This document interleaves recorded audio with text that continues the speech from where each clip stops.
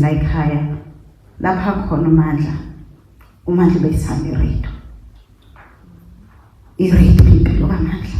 So ngiyacabanga ukuthi uyajabula lapha khona. Ngingakandi kakhulu wayijwayele ukuthi hayi asihambeni ngikhaya phela emsebenzini.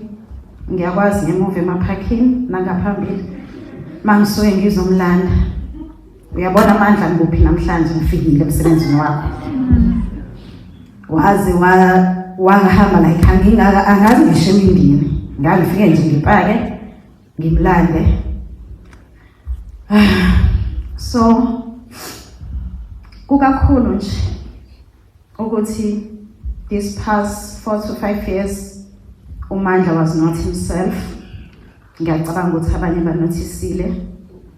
So ngithatha leli thuba makhona abanyathelile esemsebenzini, makhona abanyathelile kwi-community yonke, ngiyamxolisela kakhulu. uMandla was a kind person. uMandla ubebeka idingo zabanye abantu before idingo zethu. uMandla ubekethi yazi ngqongini kubani imali ukuthi angikutshelanga ngoba ngiyazi uzongithethisa.